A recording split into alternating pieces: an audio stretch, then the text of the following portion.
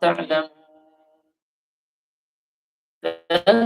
فاذكروني أذكركم واشكروا لي ولا تكفرون يا أيها الذين آمنوا استعينوا بالصبر والصلاة إن الله مع الصابرين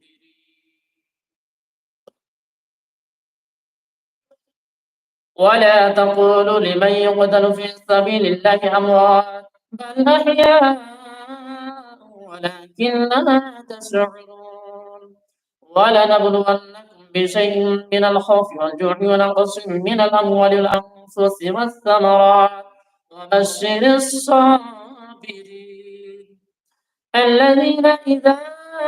أصابتهم مصيبة قالوا إنا لله وإنا إليه راجعون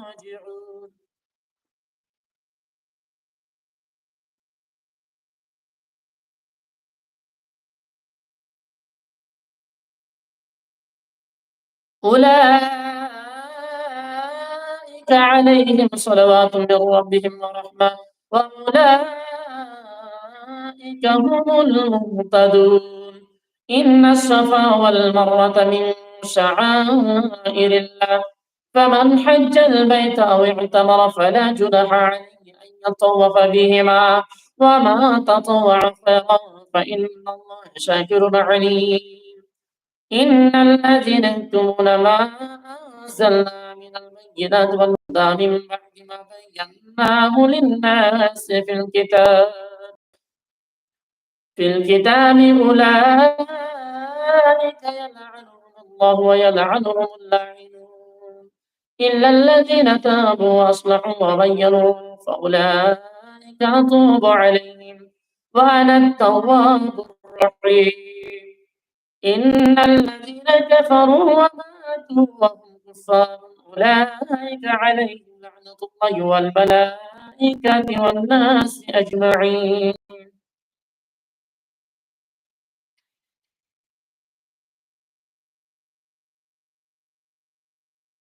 خالدين فيها لا يخفف عنهم العذاب ولا هم ينظرون وإلهكم إله واحد لا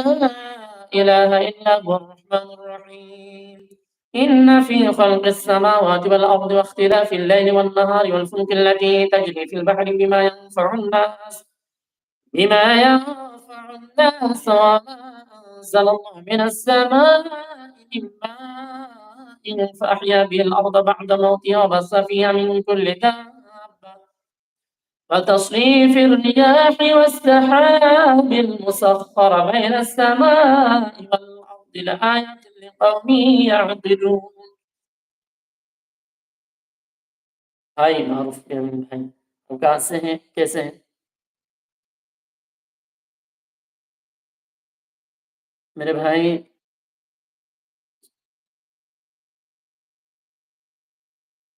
लाइक भी कर दीजिए और अगर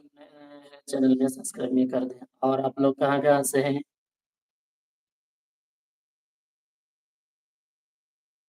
शुक्रिया, मारूफ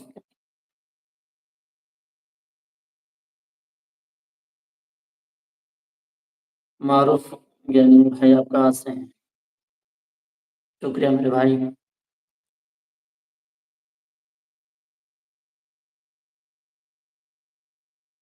जी, लाइक भी कर दें ताकि और साथी तक पहुँच पाए। शुक्रिया आप सभी हज़रात का। ومن الناس من يتخذ من دون الله أندادا يحبونهم كحب الله والذين آمنوا أشد حبا لله ولو يرى الذين ظلموا إذ يرون العذاب أن القوة لله جميعا وأن الله شديد العذاب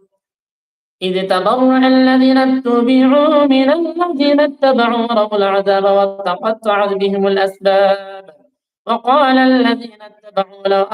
أن لنا كرة فتنبرأ منهم فتنبرأ منهم كما تبرأوا منا كذلك يريهم الله أعمالهم حسرات عليهم وما هم بخارجين من النار